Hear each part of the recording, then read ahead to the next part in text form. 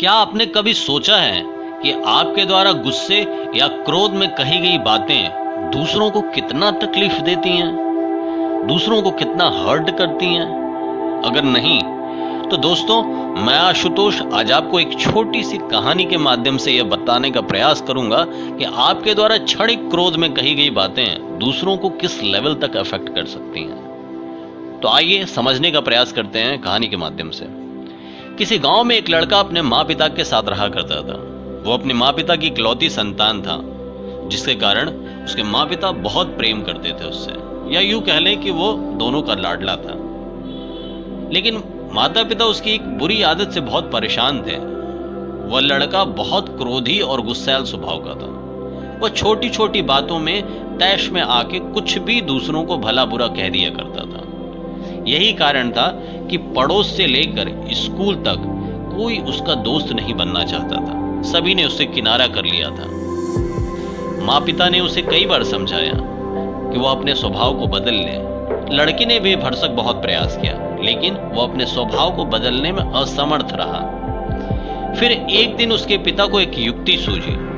उसने अपने लड़के को पास बुलाया और उसे एक हथौड़ी और कीलों से भरी हुई थैली दी और बोला, बेटा, अब तुम्हें जब भी क्रोध आए तो तुम इस थैली में से एक कील निकालना और सामने की दीवार पर जाकर उस दीवार में कील हथौड़ी की मदद से ठोक देना। इस तरह से तुम्हारा क्रोध कुछ ही दिनों में तुम देखना शांत होगा। लड़के ने पिता की बात मान ली और थैला और हथौड़ी को रख लिया अपने पास। फिर क्या था, थोड़े दिनों बाद जब भी उसे क्रोध आता, वह दौड़कर घर के सामने वाली दीवार तक जाता, थैली में से एक कील निकालकर दीवार पर ठोक देता। इस तरह से पहले दिन उसने करीब 40 कीलें दीवार में ठोक दी। अगले दिन भी यही सिलसिला जारी रहा। जब भी उसे क्रोध आता, दौड़कर बाहर की दीवार की ओर भागता, थैली में से एक कील निकालता और दीवार में हथौड़ी की मदद से ठोक डालता। अब क्रोध तो उसे थोड़ी थोड़ी देर पर आया करता था।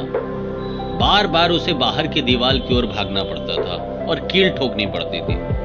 इससे वह इतना तंग आ गया कि उसने यह निश्चय किया, इससे बेहतर है कि वह अपने क्रोध को कम करने का प्रयास करेगा। धीरे धीरे उसने अपने क्रोध पर नियंत्रण करना प्रारंभ कर दिया और दीवार पर ठुकी हुई कीलों की संख्या दिन प्रतिदिन कम होने लगी। फिर एक दिन ऐसा भी आया जब लड़के ने दीवार पर एक भी कील नहीं ठोकी। उसने अपने क्रोध पर अब पूरे तरीके से नियंत्रण कर लिया था, लेकिन वह अभी भी अपने आप को परखना चाहता था। वह यह यकीन करना चाहता था कि उसे अपने क्रोध पर पूरे तरीके से नियंत्रण है। जब थोड़े दिनों में उसे यह विश्वास हो जाता है कि उसने क्रोध को नियंत्रित कर लिया है, तब वह अपने पिता के पास जाता है और बोलता है, पिताजी, मुझे अब इस हथौड़ी और कीलों की जरूरत नहीं है, क्योंकि मैंने अपने क्रोध पर नियंत्रण करना सीख लिया है।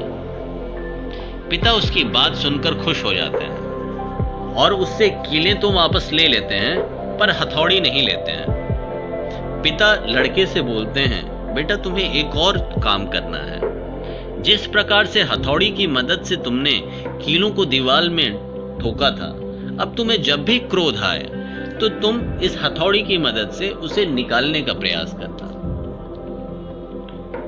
लड़का पिता की बात को मान जाता है। अब उसे जब भी क्रोध आता, वह बाहर की ओर जाता और दीवार में से खींचकर एक कील निकालता। लड़का ऐसा ही करने लगा। जब भी उसे क्रोध आता, बार बार वह दीवार तक जाता और कीलें निकालता। अब वह यह महसूस करने लगा था कि हथौड़ी से कीलों को दीवार में ठोकने की तुलना में कीलें निकालना बहुत मुश्किल है। जैसे तैसे कर कर उसने दीवार से अधिकांश कीलें तो निकाल ली, लेकिन कुछ कीलें ऐसी रह जाती हैं जो उसके लाख कोशिश करने पर भी दीवार से नहीं निकलती हैं। अब वह इस घटना को अपने पिता से बताता है।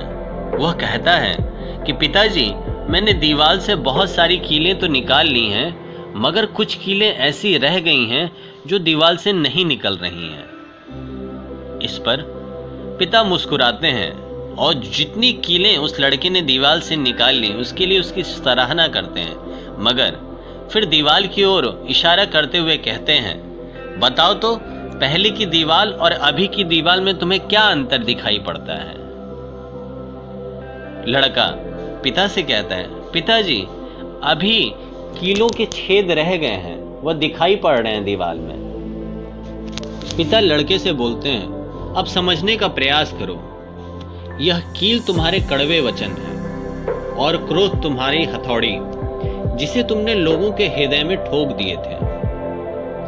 अब जैसा कि तुम देख पा रहे हो कि कील निकालने के बाद भी दीवार पर छेद बरकरार हैं और कुछ कीलें तो ऐसी भी हैं जिसे तुम निकाल भी नहीं पाए। अब तुम चाहे जितना प्रयास कर लो, ये दीवारें पहले की तरह नहीं हो सकती। ठीक उसी प्रकार से तुम्हारे क्रोध में कहे गए शब्द दूसरे को जो आहत किए हैं, उसकी टीस बातों के बाद भी हृदय में लंबे समय तक बनी रहती है और तुम्हारे तमाम प्रयास करने के बावजूद भी उसे समाप्त नहीं किया जा सकता। इसीलिए क्षणिक आवेश में आकर गलत शब्दों का उपयोग कर दूसरों को चोट मत पहुंचाओ। अब लड़के को पिता की बात समझ में आ चुकी थी। अब लड़का अपने पिता से कहता है, पिताजी अब मैं जीवन में कभी भी किसी को कड़वे शब्द नहीं बोलूंगा और ना ही किसी पर क्रोध करूंगा। तो दोस्तों, आज की कहानी आपको कैसी लगी? अगर पसंद आई तो प्लीज चैनल को सब्सक्राइब करें, लाइक करें और वीडियो को अधिक से अधिक शेयर करें। नमस्कार और धन्यवाद।